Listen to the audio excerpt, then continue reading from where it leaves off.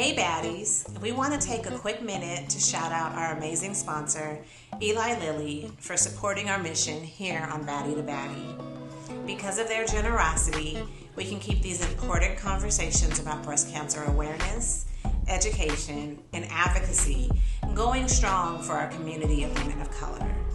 We send our sincere thanks to our partners at Eli Lilly for standing with us. Calling all permanent makeup artists. Discover how you can join our mission to empower breast cancer survivors of color with specialized permanent makeup services. It's more than makeup, it's a movement. Connect with us and find out how you can contribute to this empowering cause by visiting baddiebeautycollective.com. In return, you will receive free breast health education, permanent makeup trainings, and much more.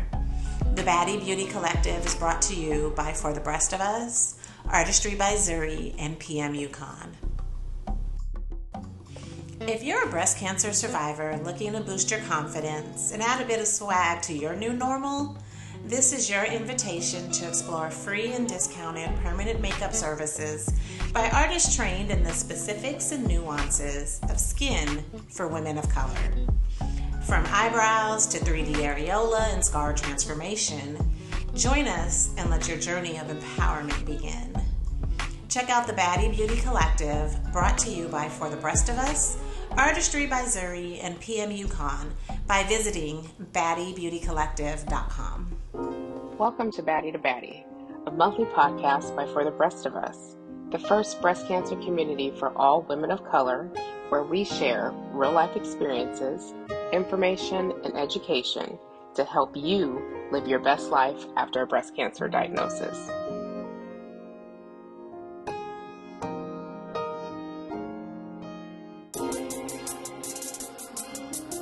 Welcome to Baddie to Baddie.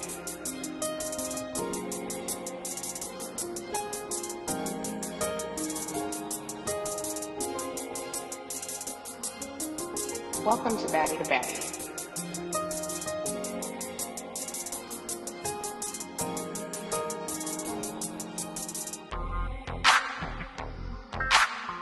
Hey girls, hey. This is Tisha. I am a breast cancer survivor, and I want to welcome you to another episode of Baddie to Baddie, brought to you by For the Breast of Us, a community for all women of color that have been impacted by breast cancer. I am also not only a breast cancer survivor, but I am also a Baddie volunteer. And today, on this episode, we are going to talk about the importance of breast exams and early detection. So today I have the pleasure of having with me Dr. Harriette Richard, who is going to be having a fabulous conversation with me today on this topic. So everyone, please give a welcome to Dr. Harriette. Hi, Dr. Richard. How are you today? Oh, I'm fine. Dr. Harriette, Dr. Richard, Harriette, all of that's fine. I'm just great. Thank you. And how are you? I am doing well. Thank you so very much for asking. And before we get started, won't you tell our listeners a little bit about yourself? Oh, okay. I am a 3-time breast cancer survivor. I am a psychologist. Yes, I'm a psychologist, and I teach at Johnson C. Smith University in Charlotte, North Carolina. Okay.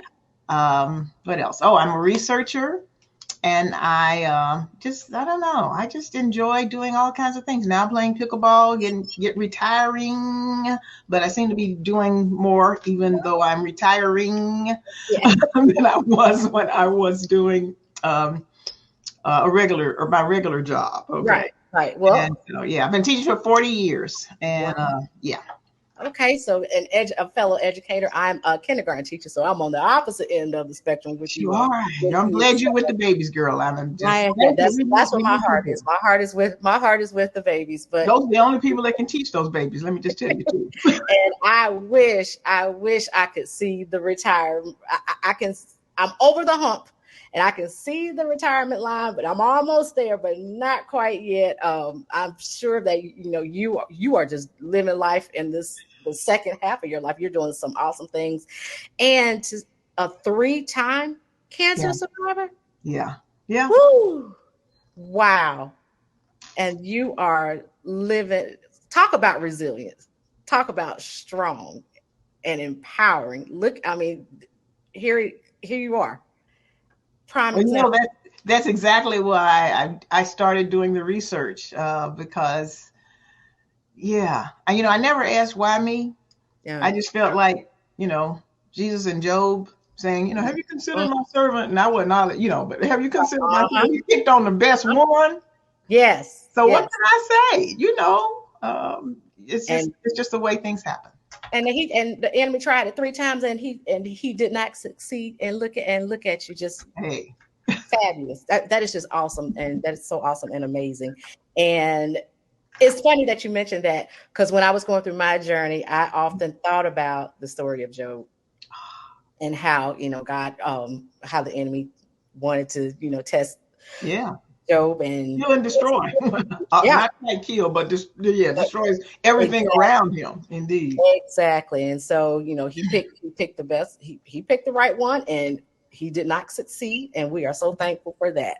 Mhm. But today, let's just get into our conversation. Today, we are talking about self breast exams and early detection, because that I can't even stress how important that is Mhm. to especially for women of color. Absolutely. It is crucial for women of color to be aware of your bodies. Talk about how did you, when you first got cancer, how did you discover it? Well, I was not as how do you say? I did not do as many self exams as I should have done, but my cancers were never discovered through self exam. They were discovered primarily through the mammogram. And in fact, Black women have a history of dense breasts. And Mm-hmm. so each year they would check and check. Yeah. And then sometimes I had to go back in and they check again Mm-hmm. just to make sure. And in fact, I talked to a lady today in my research group, and she was saying that she had been checked since 1988, and the cancer was discovered. And then they were looking at really one breast, but it was discovered in another breast in 2003. Mm-hmm. That was the first time. So yeah, so mine was discovered. It was that endoductal kind of, Mm-hmm. and it was, and so I had a lumpectomy, Yeah. and then that was in, excuse me, August of '09, and then they discovered same breast. The first Mm-hmm. one was estrogen positive. The second one was triple negative, Mm-hmm. and that also came through the mammogram. It was exactly 3 years later. Yeah. And Wow. then in 2021, that was my third. So I had one lumpectomy and two mastectomies. Mastectomies. Okay.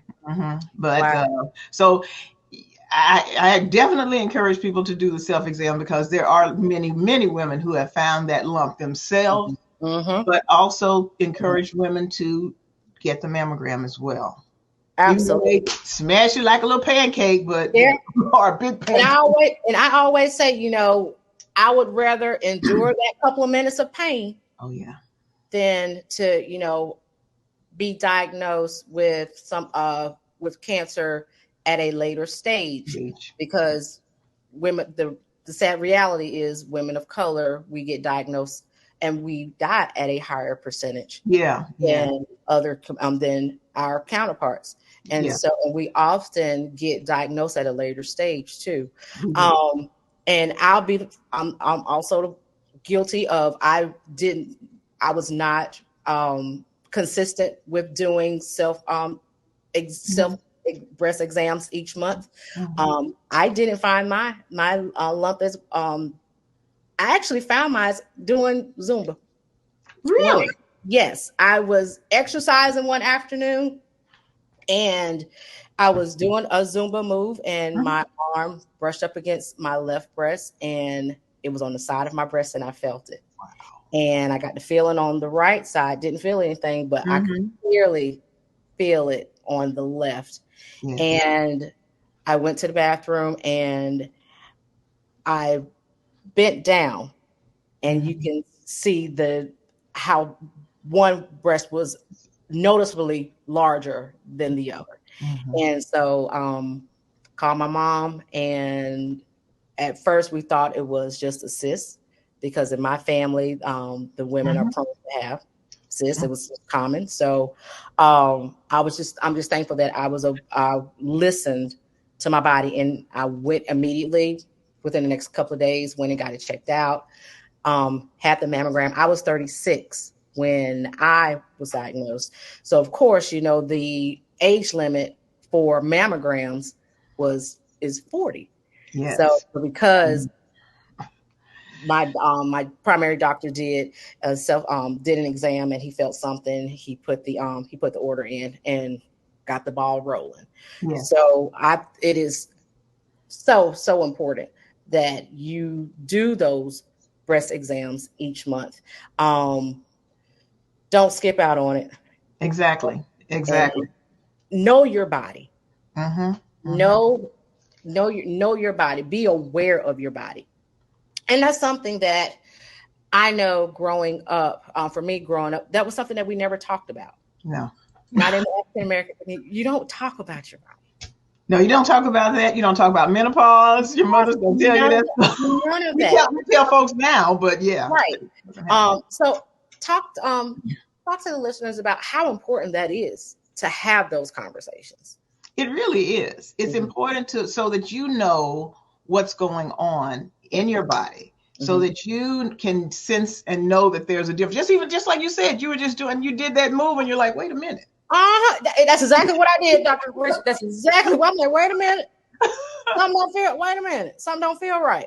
Yeah. Because we do not, we don't get it as frequently, but we do die from it more frequently, because we catch it at that later stage. And even the second time, this last time I had it, they thought I didn't. And I went in, and they said they read the exams and whatever. And then there was this thing where the person reading it said, "Oh yeah, you've got breast cancer." And then I told my daughter, she said, did he see it with his eye? He couldn't see it. Wait for a test until the biopsy comes back. The biopsy came back, and they said that it wasn't, and they apologized for bringing us in. But then when I went to my surgeon, she looked, and she said, "Well, what they say it doesn't look like that's what it is." And so she said, "I hate to have you do this, but I've got to have you go through these tests because it's not." And she did, and it was. And so you never know. And so you need to always check and make sure. And when they tell you, wait just a minute, before you leave, it looks like we need to look at something else, or we need to go on and do it. And your heart sinks. I've had that time when it sunk, and there wasn't anything. Anxiety level is at an all-time high. Yes. But you'd rather know. You'd rather know than walk out and not know. Exactly. You'd rather know, and then that way you can take action. You can take action versus not knowing, and then it gets worse. And then when you finally decide, okay, let me figure out. Let me find out what's going on. And it may be too late. Yeah. So exactly. I'm like you. Tell me now. And like I said, the anxiety level may be at a 10, because I know for me, when it's mammogram time, I always take the entire day off. Oh, okay. I have to. I take the entire day off, and I get my I go get my mammograms done first thing in the morning, and so that way when I get the results, that I'm all clear. I can and just decompress and just enjoy my day. So that has always been a tradition for me, to just take the day. Sounds like a good tradition. Do something nice for myself. Just do something. That sounds like if I had any more, but I only had 2, and they tried to kill me, so I don't have any. But that would be what I would do. Absolutely, and just to and also for those that are listening, self exams. I want to stress this: doing a self breast exam does not replace getting a mammogram. Make sure you do both. Get those mammograms done every year, or however however your doctor prescribes, recommends that you do it, but get it done. But also each month, if you can remember, definitely do your self breast exams, but that does not take the place of a mammogram. So make sure you get both of them done. And when you're doing them, and when you're doing those self checks, making sure that your hand is you are circling around your breast, checking for any discharge in your nipples, any change, anything that just looks different. And I tell let my listeners, you are your best and strongest advocate. Absolutely. You know your body better than anybody else. Any changes, please don't sit on it. Go get it checked out. So also, Dr. Richard, I want to keep calling you Dr. Harriette. Okay. I'm from the South. I'm from South Carolina, so I want to be. Well, you told me to call you Dr. Harriette, so I will call you Dr. Harriette. So, Dr. Harriette, talk to you mentioned about a research study. Yes. That you do. So, can you talk to our listeners a little bit about the research study that you're doing? Right. Okay. Well, the research study is about breast cancer, and we are looking at women who are over 50 years of age, African Americans, living right now. The study is in North Carolina. Those are the only ones that we're looking at. And these are women who have also had a mastectomy. Okay. And this is through Atrium Health and Wake Forest University, along with Johnson C. Smith University. And I am the lead on that research. And so far, we're rolling along, interviewing. Hopefully, within this month and next month, we'll get as many women as we can get into our interview system, because we're really looking at the journey and looking at post-traumatic growth. What happens at the end of this ordeal? Okay. Because when you have breast cancer and you've gone through a mastectomy, it is traumatic. Yes, you do suffer from PTSD. They don't want to talk about it, but yes, that is what happens. You get the depression and all of that. But on the other side of it, you have post-traumatic growth. And this happens in a way that, in fact, I have a group at church where all have had cancer of one sort or another. It's called Cross Ministry. And I asked the ladies, I was facilitating one of the sessions, and I said, well, what are you doing now that you didn't even think you could do before? Before all of this happened, before your cancer diagnosis and before all the things that you went through. And I think we could have gone on for a longer time than we had to, kind of cut the time, because we have limited events. We usually do them for 1 hour.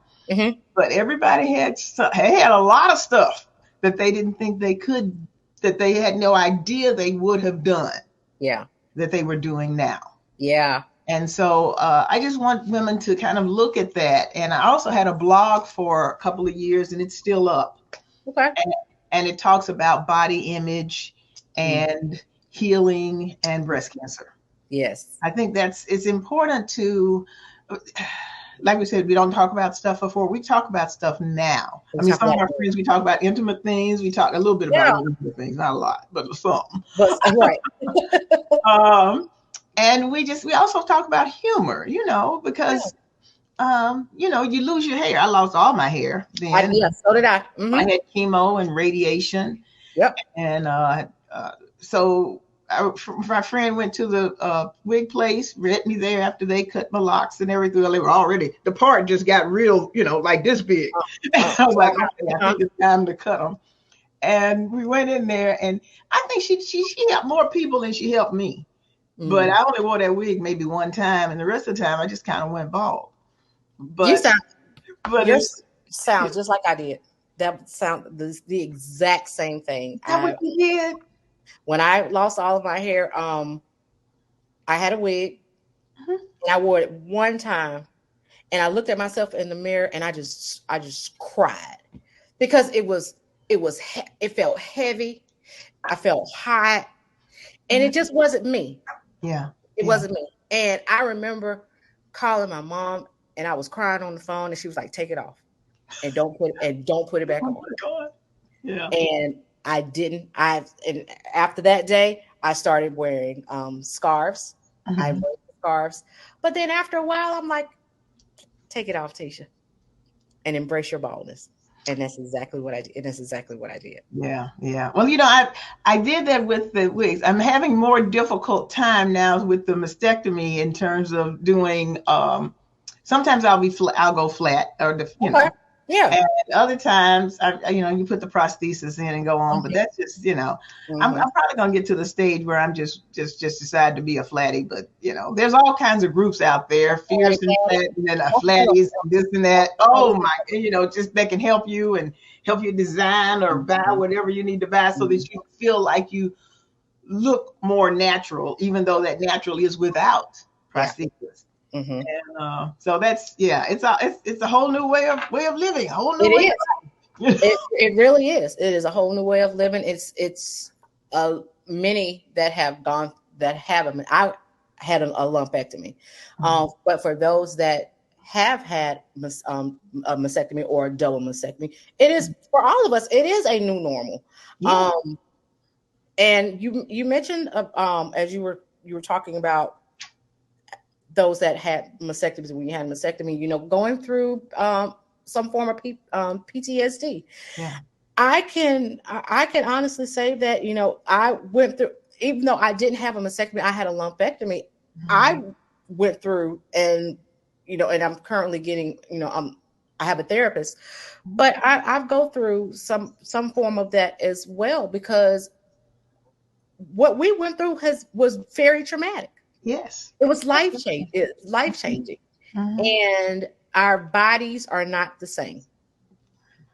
We look different now. And I look at old pictures before or pre-cancer, and I look at my body now, and just seeing because I also had 8 lymph nodes removed.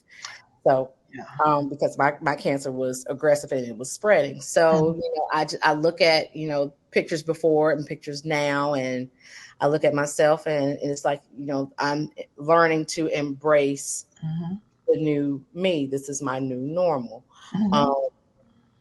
But again, like you said, just embrace it and love who you are. Yeah, exactly. And with the lymph node removal, because I have lymphedema, which is the other kind of thing, which is why I saw a lady yesterday. She's like, "That's that henna." Like, no, it's not a needle, honey. It couldn't have been, because so I have a compression sleeve on. Yeah. And that started. The lymphedema started 6 years after I had breast cancer. Wow. And I told the surgeon, I was like, I said, I think, I said it was either sunburn or mosquito. She said, you can't get it from that. I was like, okay.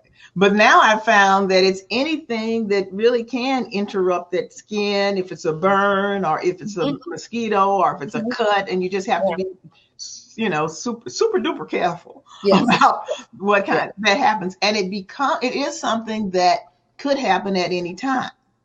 And I do my little lymphatic massages, although there's not enough certified lymphedema therapists around, because they tend to not. I want to say this.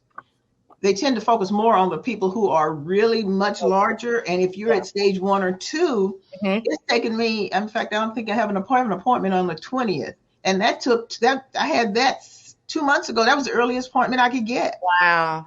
And it was mainly because this other part had started swelling. And I don't know what triggered it. Yeah.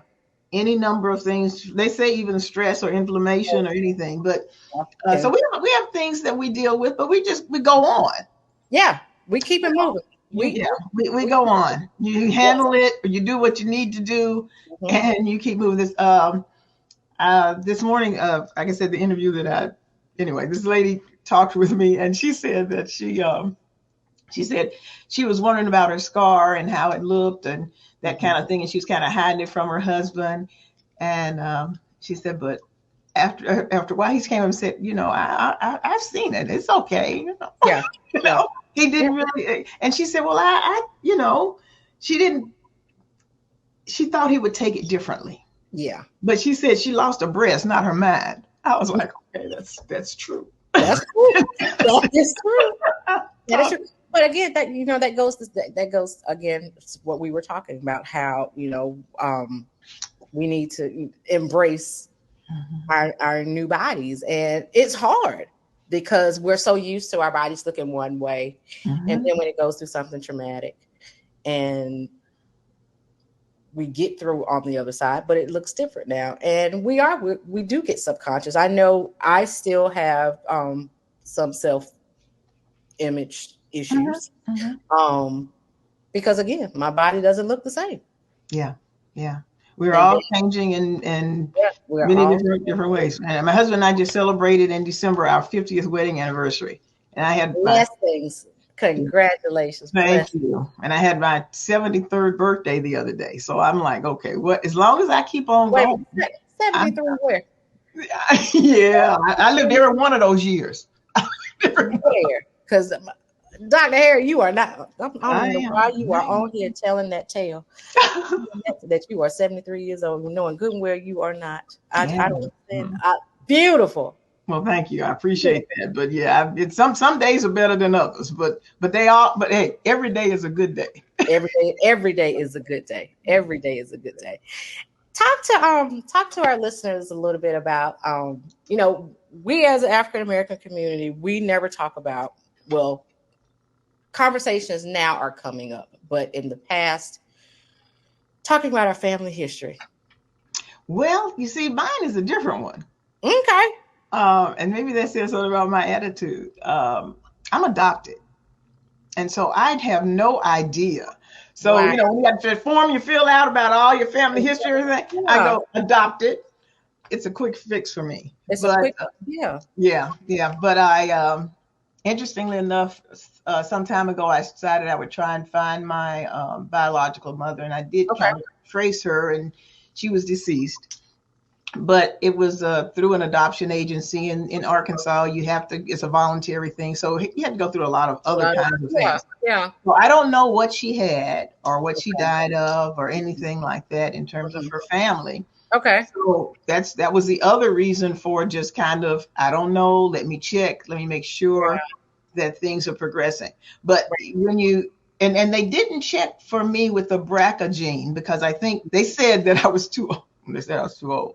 Anyway, they said it would have shown up earlier. And my daughters were asking me about that. So, I mean, the younger people coming along know more about, well, Mom, did you have, you got cancer, but, did they check for this? Did they check to see if there was a genetic link?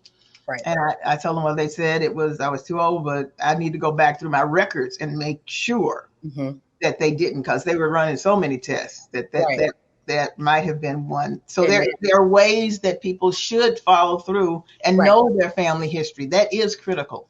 It is very critical. So like I said, I'm kind of flippant about, how I checked it off, but that's just the facts of it, because I don't know. Right. And what would be your advice for someone that is in your, that has been diagnosed, but same like you, was adopted. Yeah. I don't, my thing about adoptions is, it's a different time now. Back then, families didn't kind of share that information or know. Right. And I didn't find out. Needed to be safe. Whatever happens in the family stays in the family. Nobody needs to know nobody outside needs to know our family business. But now, usually people are a bit more open about it, which is a very good thing. Because you can find out some things about your family history and that kind of thing, because especially with breast cancer and other kinds of cancers. Yes, so, to be on the lookout. And so I think the knowledge is important. Yes. And it is really for those who, your parents are there and you all talk. It's important to talk about the kinds of things you've gone through and that you're going through, whether it's cancer or menopause or whatever.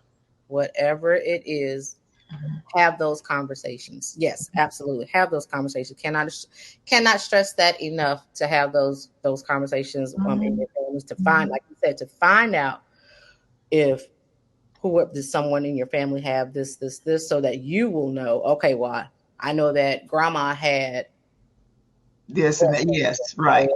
or great grandma had, this. So I need to look out for this Mm-hmm. that's going Mm-hmm. on to make sure that I stay on top of it. Because again, we don't talk about it. We always say, nobody needs to know family business. It needs to stay within the family. But have those conversations. Yeah, I Those think are it's important. important. It is very important. And also, whenever you are, again, can't stress enough, when you see changes in your body, don't wait. Yeah. We as women of color, we take care of everybody but Ourselves. but ourselves. I know. Everybody but ourselves. And when something do go wrong with us, we like to self-medicate. No, No. I can't stress it enough. Go get it checked out. Yeah. Exactly. Exactly. Take care of you. You Mm-hmm. can't take care of everybody else if you don't have you 100%. Exactly. And there's so many, you're part of different groups and organizations and everything. And so you talk with your friends about things and you all share and you want to have, do you do breast exam? Yeah, there's things that you need to take care of. And we really tend to also be more accountable sometimes to our sister friends than we are to our family. So our families, absolutely. Share. They will encourage you, because even when I was going through PTSD and being depressed and everything, I have a friend who's a psychologist, and since I am a psychologist, I was like, well, I think I can handle. She's like, you know what? If you need to talk to somebody, you need to go talk to somebody. If you need to get some medication to help you, you need to do that. You need to make sure you take care of you. Absolutely. Talk to our listeners a little bit about how important that is. It is crucial, because you're going through something that you have not gone through before. And when you don't feel good or right. Yeah. And many of us put on a happy face. Yes. And we go on out there and act like everything's okay, but inside we are hurting. Yeah. Or we are sad and can't get through it by ourselves. Yeah. And so you need to find someone. There are organizations, there's psychologists, I remember the Association of Black Psychologists. There are people that you can talk with that will help you. And you won't just go to just one time and then you're done. You really do need to sit down, talk, and listen, so that you can get back on track. Absolutely. So that you can understand, because otherwise we there's that strong, powerful Black woman. I don't need no help. Yep. Yeah, you do. Yeah, I can do it by myself. I can do it by myself. You can't do everything by yourself. I can do everything. I cannot. I need help. Yes, and I'm so thankful for my therapist that I've been with her now for a number of years, and I told her, "You ain't going nowhere. You try to leave me if you want to. No, I will. No, ma'am." Yeah, I think, and sometimes people think that to go and talk with the psychologist dismisses your faith, but it does not. Yeah. God gave us a lot of tools, and you've got to be able to use those tools and talk to those people who have that competence. So it's absolutely. And I also have a podcast that I do called Tisha's Tea Room, the place where conversations conquer cancer. And so I've had mental health professionals to on and just share, some tips on, or give advice and share tips on, what you can do when that anxiety comes up, and how you can, self-regulate and de-escalate and get that, the anxiety down. And one of the things that I do, other than, I'm talking to a therapist, but I journal. Oh, yes. And I'm a music lover. I'm an old school music lover. So music was also and still is therapy for me. Good distraction and laughter, because you mentioned earlier about just good old just laughing. Yeah. I find a funny movie or a funny comedy, a show or something, anything that would make me laugh. And you would be surprised at how many people who go through breast cancer, go through cancer. Just that is the escape. Yeah, it is. It is. That is the escape. It is a good escape. All right. You don't need no wine, no drink, nothing like. Go on and laugh. Just go on and laugh. Have a good time. That's it. Go see some movies. Go Netflix and everything. Go watch something funny. You can find people. Make a list. Make a list of the things you. Yes. I love that. I love that. Make a list of things that make you laugh. Make a list of the fun of movies that you want to see. Absolutely. I know for me, when I was going through my treatments, I fell back in love with In the Heat of the Night. I know it's not a comedy, but that was I know. So my best friends got me a DVD set. As to this day, I still watch it.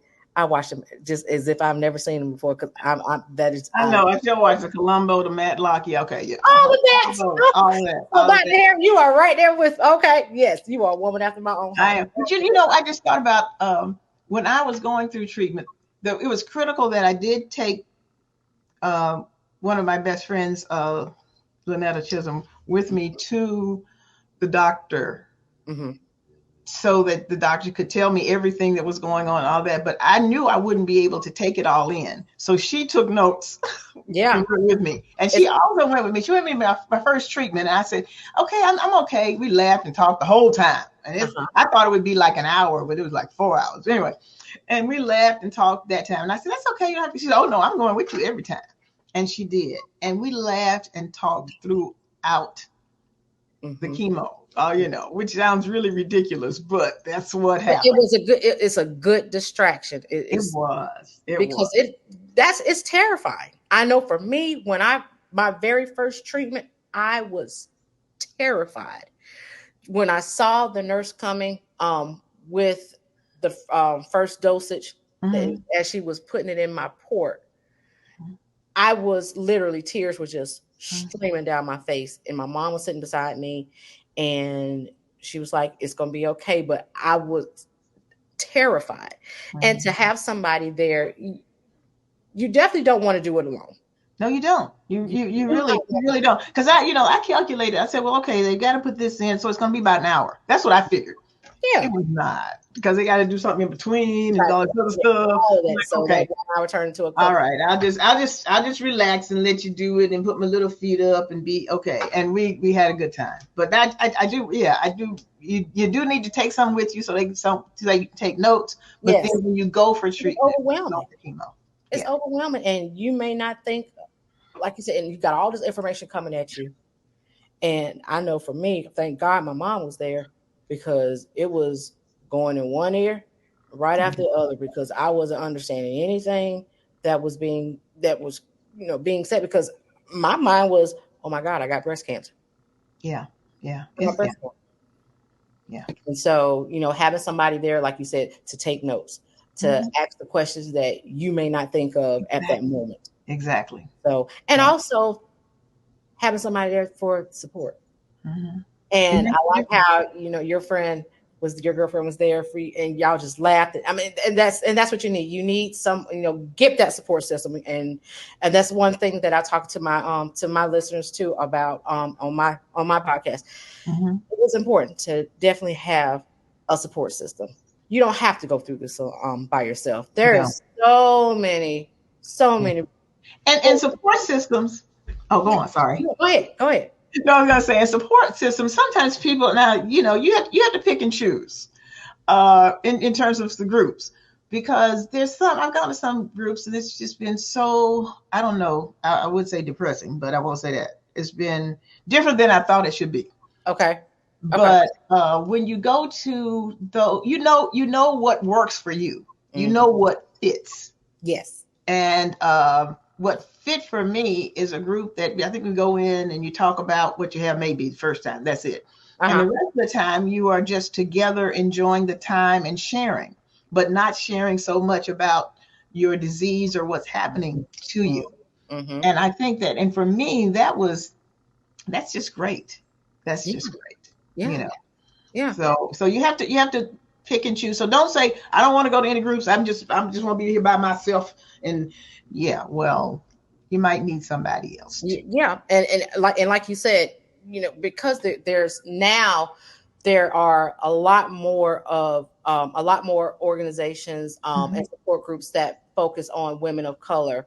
There are a lot more organizations are now surfacing. And I'm so thankful about that, because we need that representation. Yeah. Like you said, you need to pick and choose, because personalities can clash. So you want to make sure that you find the one that best fits your lifestyle, that best fits your personality, because you don't want to add no more added stress onto what you're already going through. Absolutely, right. That is absolutely important. Yeah. And I would say, again, advocating for yourself. Yeah. Yeah. There are lots of groups. I think I don't know. I think I've done different. It's funny for the, I've run 3 marathons, and they were for the lymphoma and something else. It was the team in training. Okay. And one Honolulu, Alaska, and Chicago.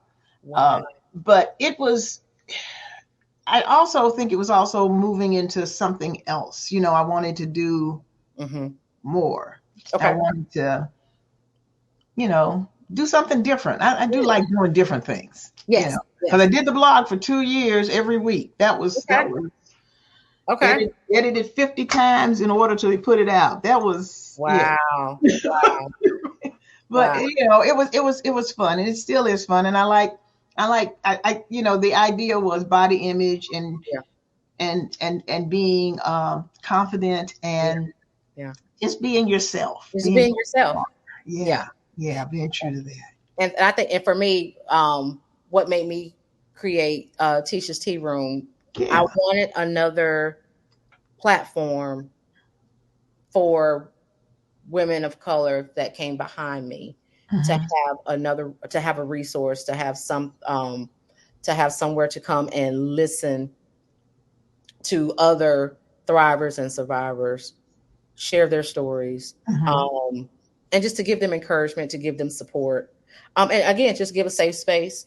And I am excited to say that next Monday we will Tisha's Tea Room will turn 4 years old. So 4 years. Ooh, 4 years. Very good. And so we are having. I'm going to have my 4-year anniversary show on next Monday. So I'll please tune in to Facebook Live, and I also have it on my my YouTube channel, Tisha's Tea Room. Oh, look at you! All right.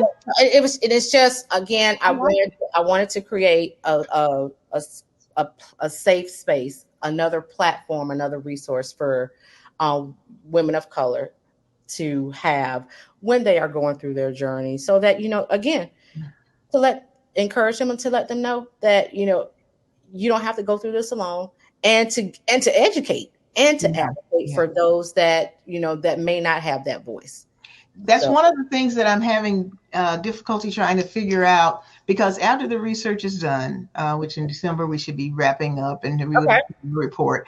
But I want to make sure that, because I've written articles about breast cancer and about some of this, but it's in the journals at the universities. It's not out to everyday people. And so I really need to find a way to make sure that it's available and easily accessed. And that's so anybody wants to suggest anything, let me know. Because the more we know, and the more access that we have, like you said, to the research, because the research that you're doing is I'm sure is absolutely amazing, and it is needed, and it's important.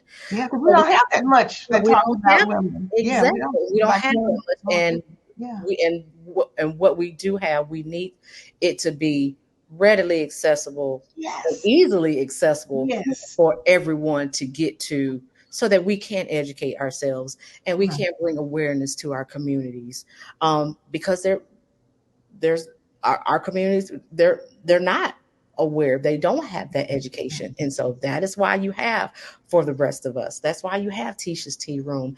And you have other organizations, wonderful organizations out there, like Touch and Pink for the City. Yeah, but you have a lot. There's a lot. But y'all are killing the game. I do want to say that. You all are really, For the Rest of Us is phenomenal. And I'm so thankful to be a Baddie volunteer and to be a part of this. Marissa and the co-founder and I are really close.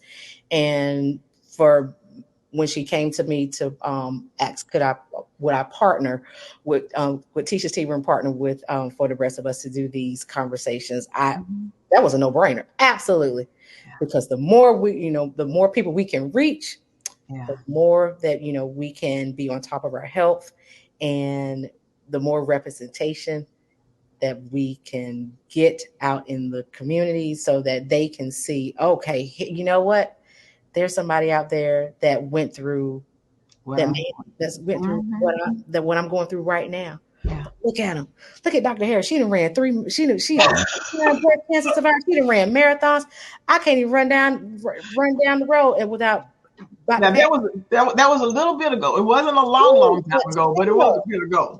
Still, look at you. I mean, you're doing all this wonderful research, and you're just doing such amazing work. And we can't thank you enough for everything that you're doing. But the thing is, and I was I was listening. I don't know if our pastor said something about it. He was just talking about the trials that we go through and the rest of it, and how we can overcome, etc.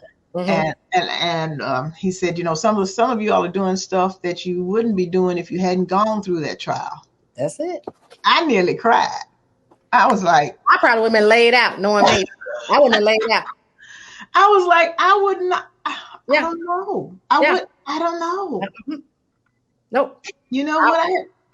Had I not gone exactly, and my pastor, it just made me think about something. My pastor said something similar, to what your pastor said. He said, how would you have known that God is a healer if you hadn't gone through what you went through? When you said that, I was done. Yep. I was done. Yep. How do you know? How would you have known that God is faithful if you had not gone through? Because when I tell you, He was there with me every step of the way. He was there for you every step of the way. Because look at you. Yeah. I mean, one of the things that I have often said is that every day for me is a blessing. Now, regardless of what women choose to do or not do, and I'm for you taking care of your own body, doing what you want to do. That's right. But I was adopted, and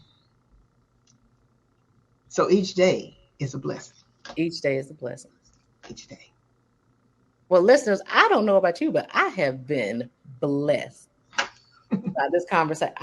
Dr. Harry, I can talk to you all day. I can talk to you all day. Oh my goodness! What? Girl, come on, I'm gonna be stopping by the tea room. I'm gonna be in the chat. I'm gonna be typing. I am. You are coming to the tea room. I listen.